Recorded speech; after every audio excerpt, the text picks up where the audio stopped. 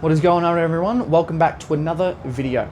So as you can see from the title of this YouTube video, this is why I moved from Bali here to Medellín, Colombia. We're going to go over the pros, we're going to go over the cons, and as well as the reasoning behind the decision.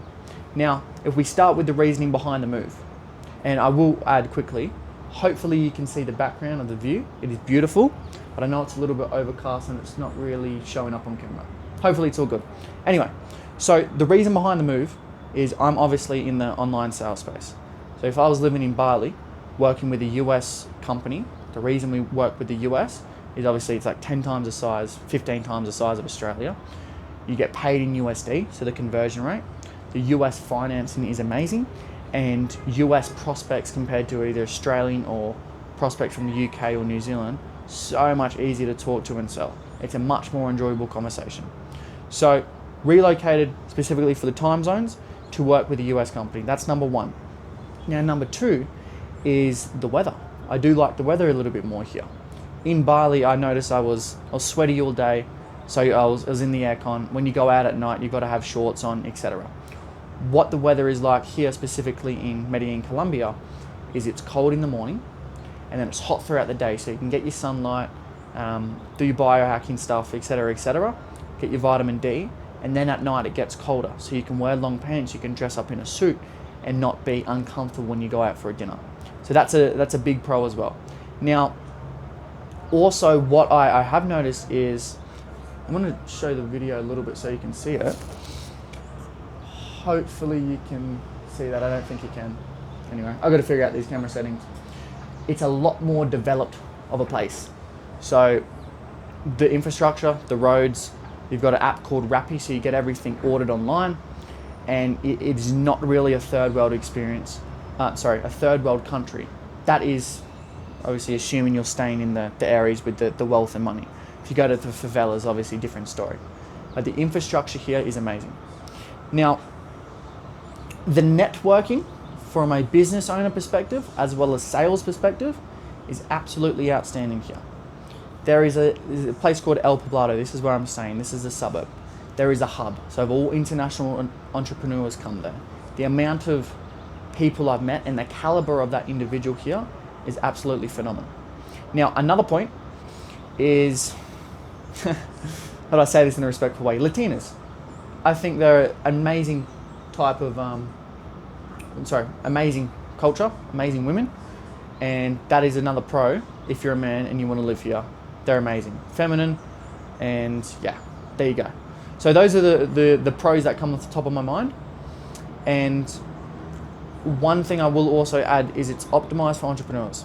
So you get the meal prep service, you get a PT that comes to you for like a kickboxing PT, for example.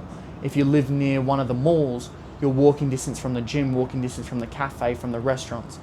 And it's not like a city where, it's not like Brisbane, for example, or Sydney in Australia, where I'm from, where it's all buildings. It's buildings, you got parks, you got grass. It's like you get the convenience of a city, but it's also like you're on a bit of a secluded mountaintop. So it's this perfect contrast. Now, onto the cons. Coming from Bali, it is probably 40-50% more expensive. So my rent, I'm paying about the same in rent, but I'm getting a little bit less. Solution, make more money, I get it, but that's just one thing to point out.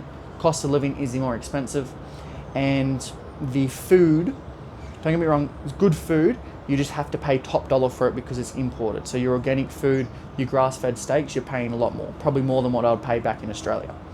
Now, secondly, you need to learn Spanish. So I'm doing around 15 minutes a day. Got a Latina girlfriend, so she'll be teaching me some Spanish. And that is because the majority of people do not speak English. So that is one thing to keep in mind.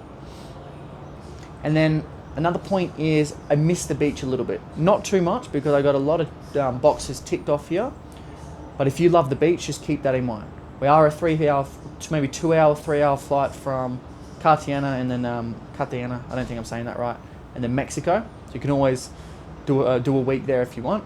But that is just one thing to keep in mind. Now, overall thoughts, am I happy with the decision? Will I stay here long term? Yes, most definitely.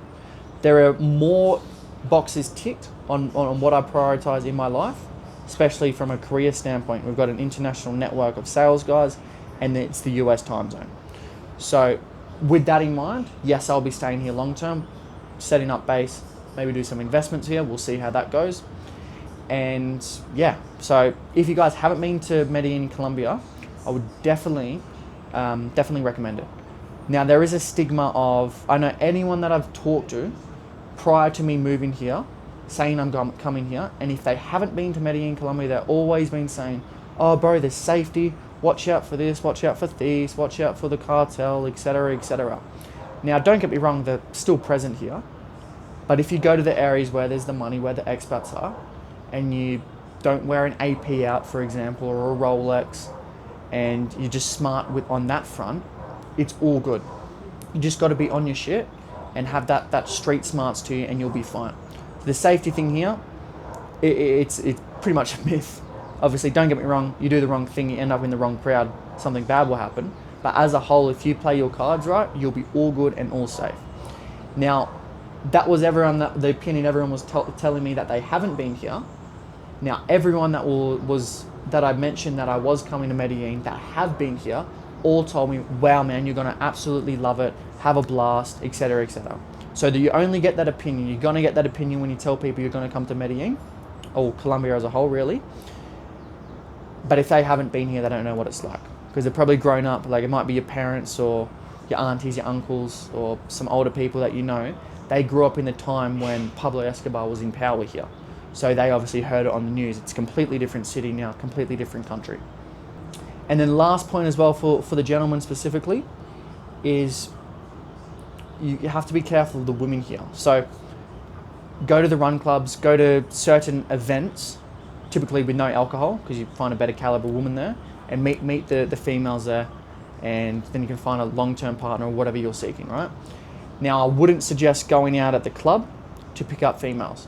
So there's no, keep this in mind, in Colombia, unlike Australia, for example, or even America, UK, you meet a girl, you go out, and then you can go home, sleep with her. So it's like part of the culture, the pick-up sleeping culture.